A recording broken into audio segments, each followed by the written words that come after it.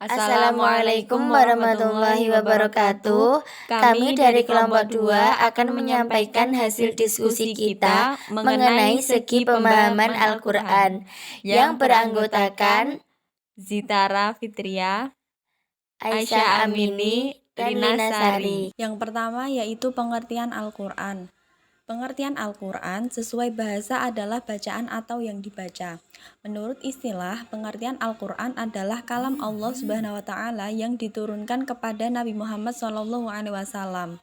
Al-Quran ini diturunkan melalui malaikat Jibril yang dihimpun dalam mushaf yang merupakan mukjizat Nabi Muhammad SAW. Fungsi Al-Quran, segala sesuatu yang diciptakan Allah Subhanahu wa Ta'ala pasti ada manfaatnya. Al-Quran mengandung banyak pokok ajaran sehingga seluruh hidup dan kehidupan ini menjadi teratur. Oleh karena itu, di dalam Al-Quran terdapat ayat-ayat yang menjelaskan tentang fungsi Al-Quran. Seperti dikutip dari buku Al-Quran dan hadis karya Muhaimin.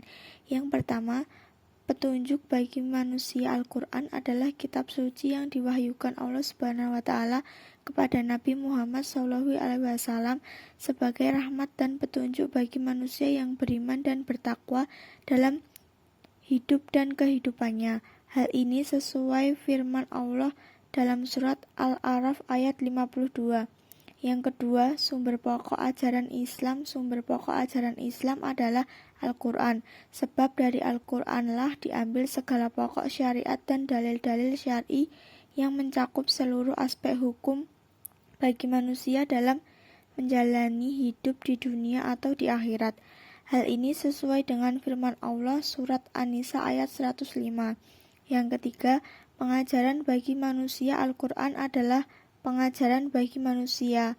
Karena itu manusia mengetahui jalan yang hak dan batil, antara yang benar dan yang sesat dan lainnya. Hal ini tercantum dalam surat Yunus ayat 52. Selanjutnya yaitu keutamaan menghafal Al-Quran.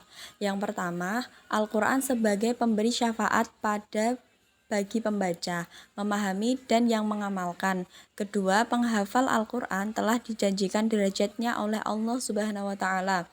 Yang ketiga yaitu Al-Quran menjadi hujah atau pembela bagi pembaca dan sebagai pelindung dari azab api neraka. Yang selanjutnya adalah manfaat membaca Al-Quran. Dengan membaca Al-Quran, kita dapat menenangkan pikiran dan batin, serta cara agar hati kita tenang dan dapat pula menjadikan rasa cinta terhadap Allah Subhanahu wa Ta'ala.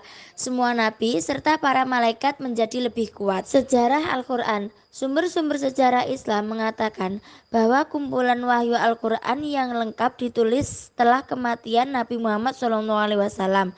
Ketika banyak sahabat-sahabat Nabi yang hafal Al-Quran terbunuh di medan perang, ketakutan akan kehilangan pengetahuan Al-Quran mulai muncul. Maka dari itu diputuskan untuk mengumpulkan wahyu Al-Quran.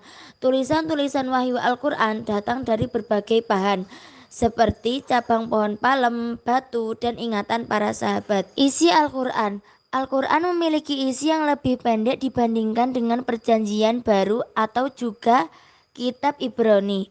Al-Quran dibagi menjadi 114 surat atau bisa disebut dengan bab. Dalam bab atau surat itu memiliki ayat atau butir-butir yang berbeda. Surat di dalam Al-Quran yang pertama adalah Al-Fatihah. Namun bukan berarti Al-Fatihah adalah surat yang diturunkan pertama kali oleh Allah Subhanahu wa Ta'ala. Surat yang paling panjang adalah surat kedua, yaitu surat Al-Baqarah, dan surat yang paling pendek adalah surat Al-Kautsar. Cukup sekian yang dapat kami sampaikan. Kurang lebihnya mohon maaf yang sebesar-besarnya. Wassalamualaikum warahmatullahi wabarakatuh.